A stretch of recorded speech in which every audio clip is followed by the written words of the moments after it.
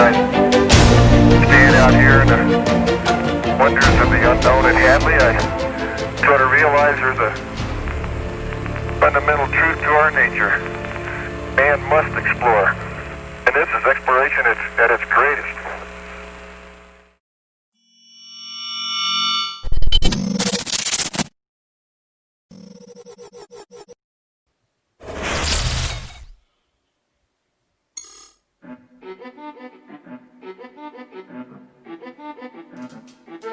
Are you ready?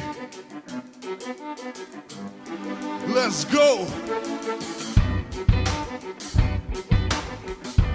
For those of you that really want to know what we're all about,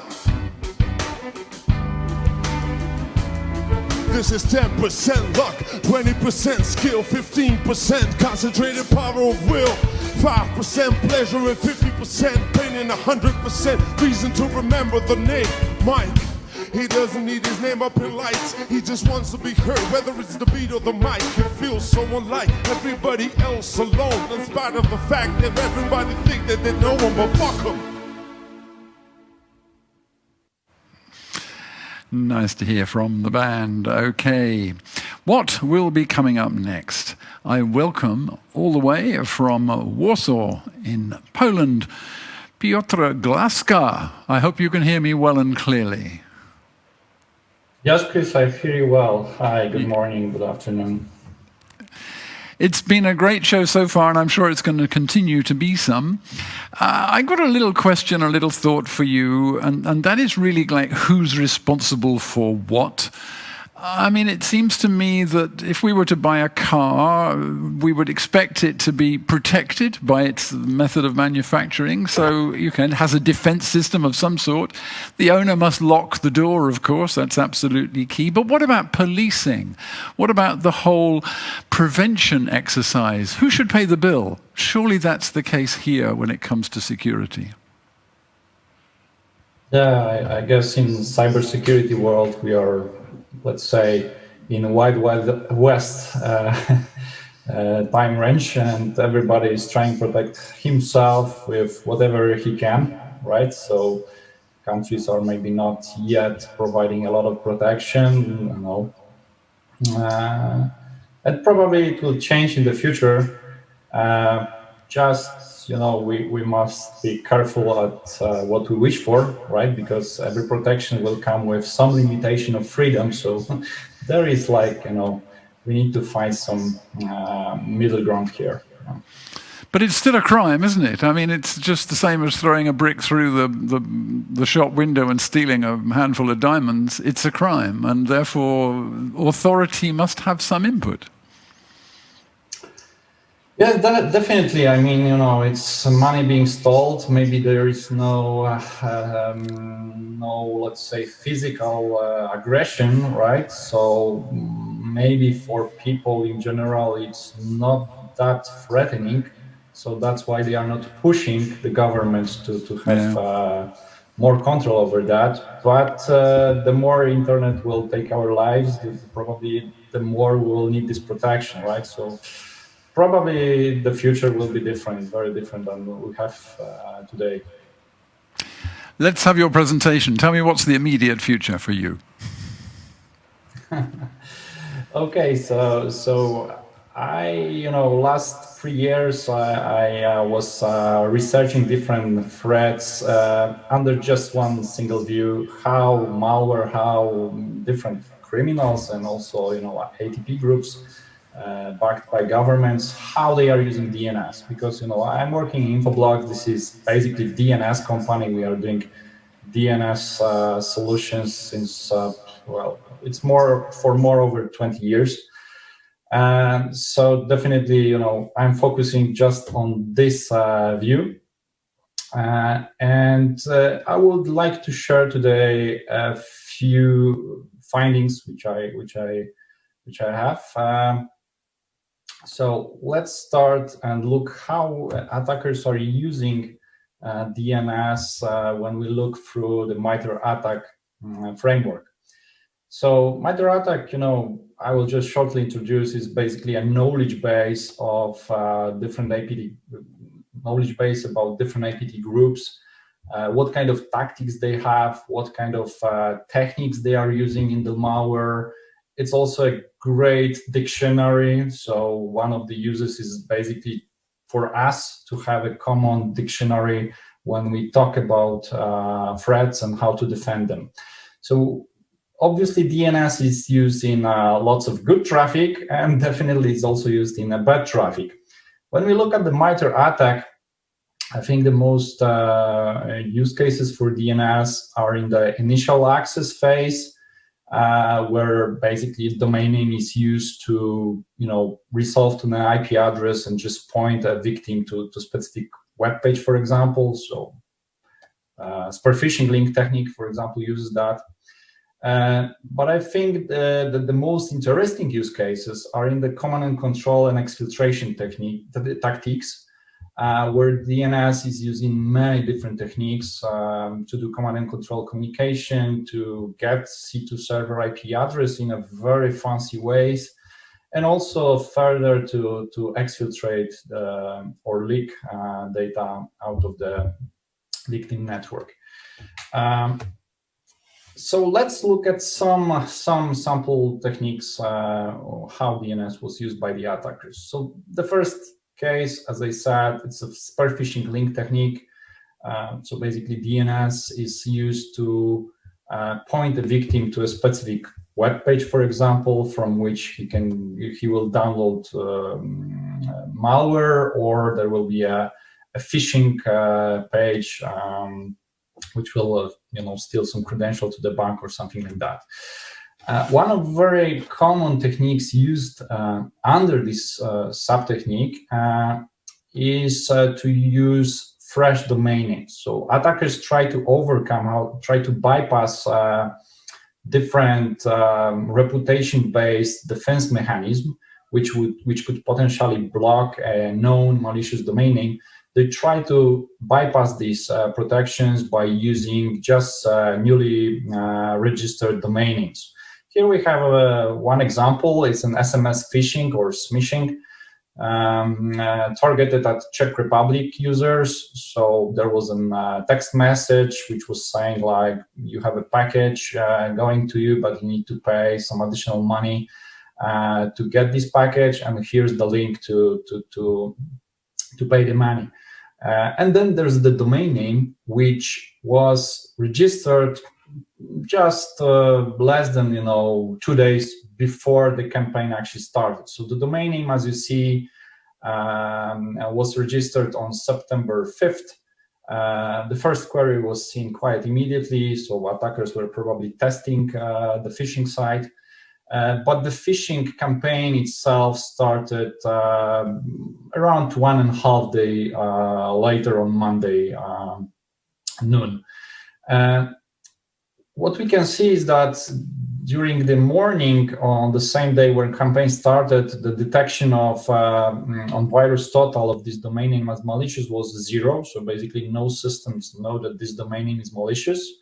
And this was the case up until the evening, where finally the campaign was started around afternoon, and after a few hours, first antivirus systems start to contain this domain name in a malicious domain lists.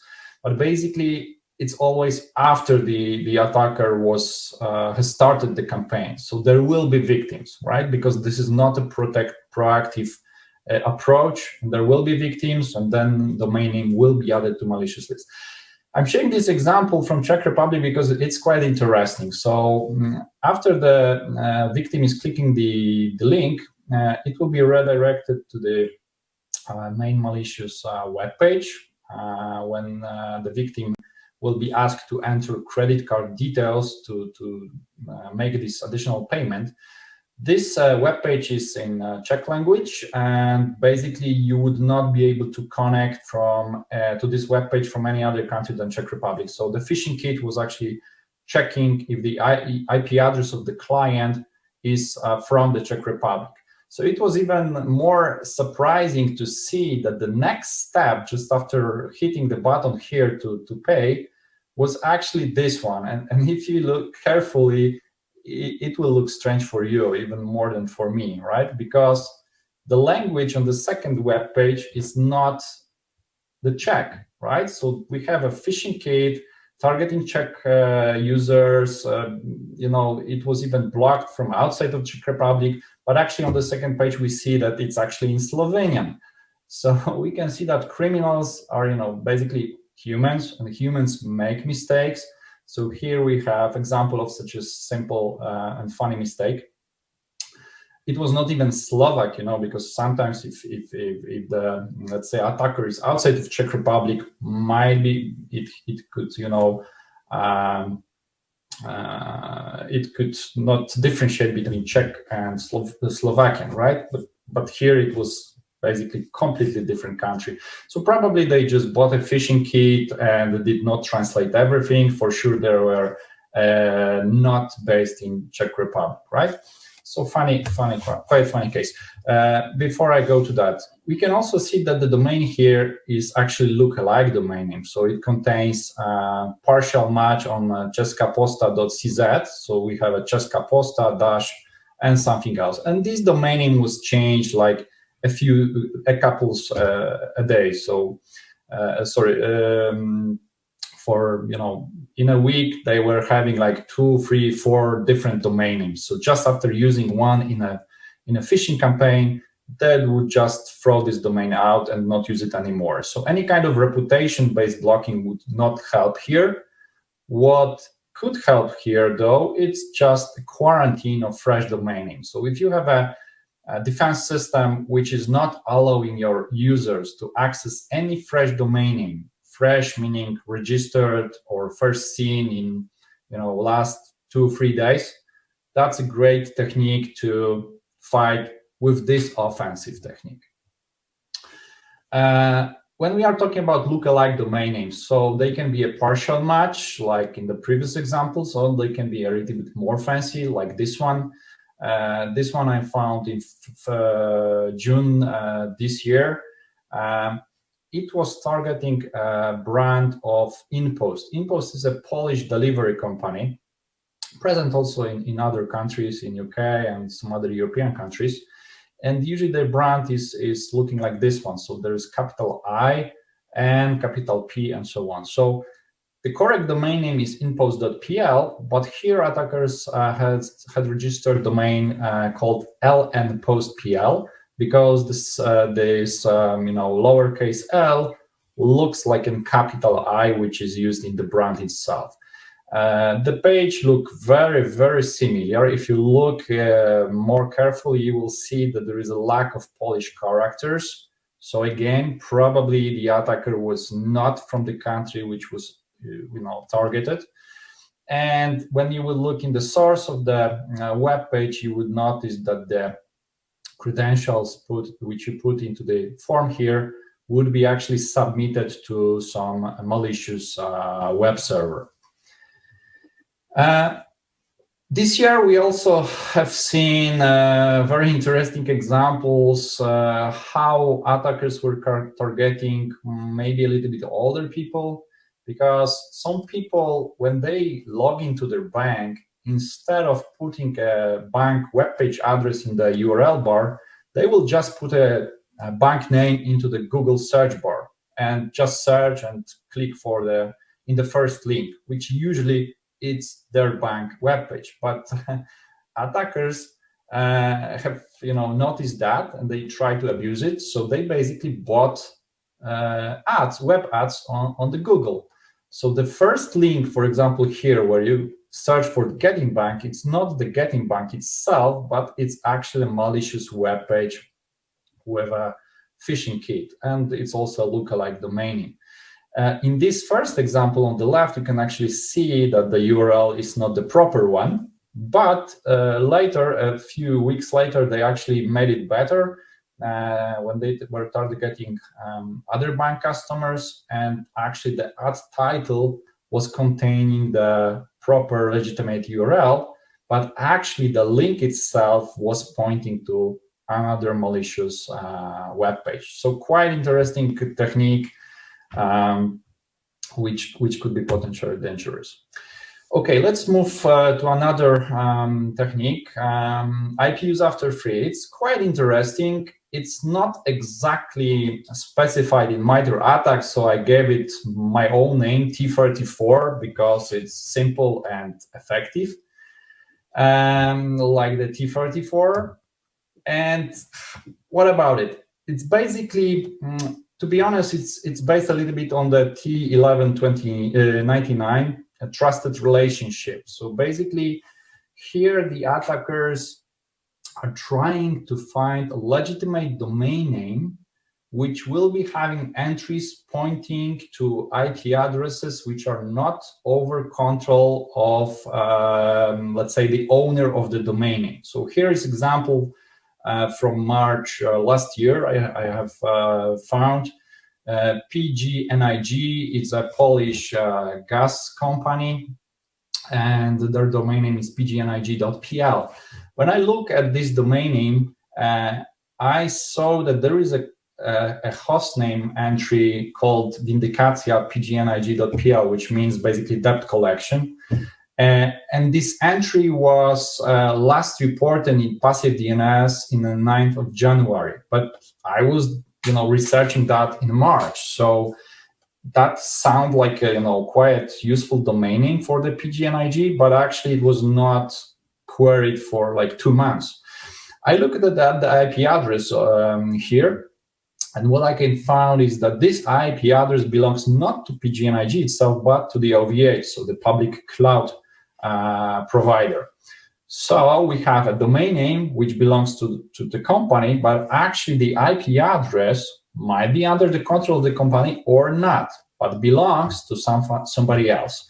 So when looking at the history, I found that actually it was assigned to PGNiG until 9th of January, but 5 days later, actually it held some French shop. So, the IP address just changed the owner, but the entry in legitimate PGNiG domain name was still pointing to this IP address.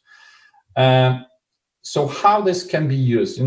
For example, the attacker, if they found a free IP address, a DNS entry which is pointing to a public cloud, to the IP address which is no longer used by the victim or by the owner of the legitimate domain name, they will try to get this IP address.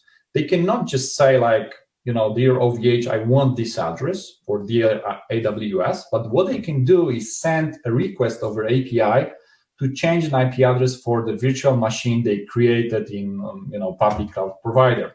And here is a result of some research done by ATT&CK. They tested in AWS how long you have to send this API request to change IP address of the VM to get the one you want. And basically it was, from as soon as 10 seconds up to 1 or 2 weeks. Usually it was, a few hours up to 1 day. So that was average. So it's very, basically usable. You can do it as an attacker, right? So it's important that when in our domain, we are creating entries pointing to outside IP addresses, which are not all belonging to us. Maybe they are under our control temporarily, but they are not ours. We should take a lot of care about these entries and make sure we will remove them when they are not used anymore. Command and control tactics, domain generation algorithms. So attackers are using that in around 15 to 20% of the malware. They try to bypass, again, reputation-based system. If a domain name they are using will be blocked, they want to make sure they will still get communication with infected machines running. So instead of having fixed domain name in the malware, they rather generate thousands of domain names every day. So the malware on the infected endpoint will generate 1,000 domain names per day, and attacker will register one of these domain names per day. So the malware is actually, generating a domain name, doesn't exist, generates another one, doesn't exist, generate another one. If this one was registered by the attacker, then it will be resolved to the IP address and the C2 communication will take place. Another day, again, the same process. So even if this domain name will be blocked, another day, there will be another domain name generated. So here we have example of malware families and malware domain names generated with this technique. So just, randomly choosing characters and digits and numbers, digits and letters. Interesting sub-technique here is dictionary DGA or word-based DGA. So here, instead of randomly generating domain names from the characters, here they are generated from set of words. So malware contains usually 2 or 3 dictionaries, like 100 words in each. And when the malware needs to generate a domain name, C2 domain name, it will randomly choose one word from the one dictionary, second one from the other dictionary, and then create a domain name. This is quite a problem for security companies, because usually DGA are detected with things like entropy, n-gram distribution, and so on. Then you can detect that these characters are randomly chosen. But when we have the whole words, basically these domains look very normal. So it's not so easy. And you have to use some other techniques such as, graph of words, for example. It's a very interesting topic itself. And here we have examples of different malware families such as Superbox or Volatile Setter, and example of domain names which they were using. Command and control, ingress tool transfer. So malware can potentially want to either download a new code on the infected machine, or maybe just deliver initial code to the infected machine. And DNS can be used to get the code from the command and control server.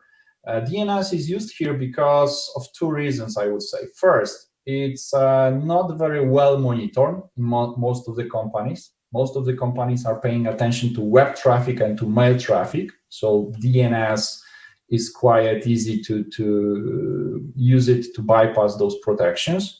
Second, DNS is kind of a proxy connection. So there is no direct connection between the endpoint and final DNS server, but rather the internal DNS resolver is used. It's getting the query from the client, and then it builds a new query in the name of the client and send it. So the client itself doesn't have to have internet connection to be able to resolve domain names, right? So that's why DNS is used as a proxy when attacker is, for example, infecting a computer in an isolated network. Here they were getting a malicious code from DNS records. So the malicious code was zipped, base64 encoded, cut it into the pieces, and entered into the TXT records in different domain names. Later, the downloader was actually asking those different records, getting it all together, decoding, base64 decoding, then decompressing and running the malware. It's the same was used in the Invisible malware described by Asset this year. You can see that example on my DNS security workshop. You can find the link on Infoblox booth. Okay, here's the secret character here. So letter F, like in Exfiltration. So please mark it for your secret character game. Let's look at the exfiltration over C2 channel or over alternative protocols. So DNS can be used as a channel to exfiltrate or leak data. Basically, data is exfiltrated in the FQDN, so in the DNS query itself. The hostname part or subdomain parts can contain encoded sensitive information, sensitive data. So basically, attacker, after infecting the computer, server, whatever, is getting the data. Sometimes it's encrypting. It has to be encoded with base 16, base 32, or base 64 encoding. The query are then built and sent to local DNS resolver. So again, this infected endpoint does not have to have internet connection to leak the data. Basically, it will just send the query to DNS server, and this server will resolve this domain name on the internet, and then the data will be handled by a malicious name server responsible for malicious domain names, such as here, company.pw. And then it will wait for another query, another query, another query, and more data. Very simple technique, can be executed with built-in tools in most of the systems. So in Linux, you could use host command and hexdump command. On Windows, you can use PowerShell or whatever else. Example of such technique was actually present this year many times. One of these examples is wellness malware, attributed probably to APT-29 and Russian-speaking group, probably associated with Russian intelligence. They were targeting COVID-19 vaccine research organization, and they were using HTTPS and DNS as a channel for data exfiltration and for command and control communication. They were using their own DNS tunneling protocol, so not any known tool which could be detected by any kind of signature. They were using quiet, specific encoding, base 32, with a non-standard dictionary. So they randomly chosen characters for a base 32 dictionary. And they were using just most popular A queries to exfiltrate the data out of the network. So very interesting case. Of course, command and control communication can use DNS both ways. So the data can be sent out of the network in a DNS query, and then the answer from the command and control server can be sent in the DNS answer. One of the examples is TrickBot variant called Anchor DNS. Basically, TrickBot is a modular malware. It can do different things. It could be a ransomware. It could be a botnet. It could be just mining cryptocurrency. Here, for the premium customers, let's say, they prepared a special version. When the TrickBot was infecting Active Directory controllers, it was loading Anchor DNS malware, which was communicating with C2 server over DNS. Because if it would be doing that over HTTPS, that would be quite suspicious to have web traffic on the Active Directory controller.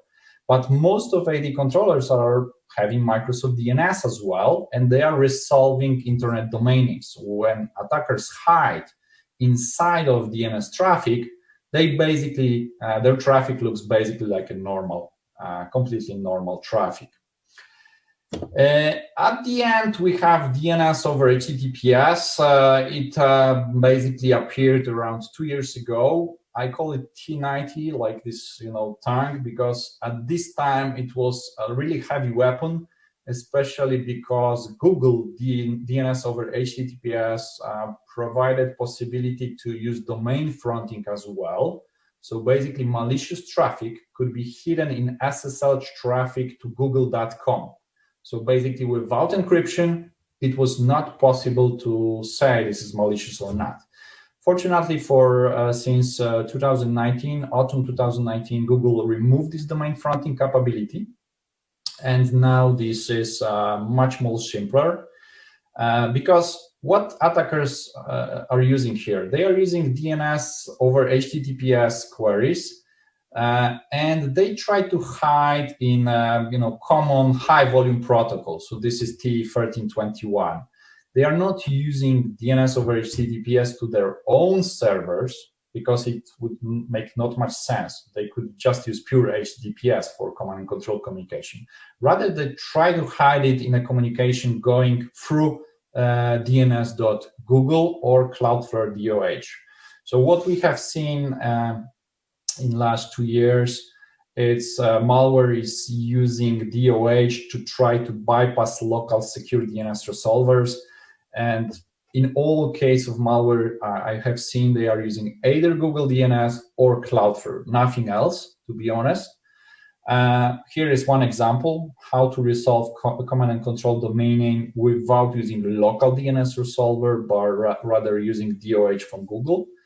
So very simple technique, but also very simple to actually block by defenders right now. If your employees have your own DNS server, they should use it.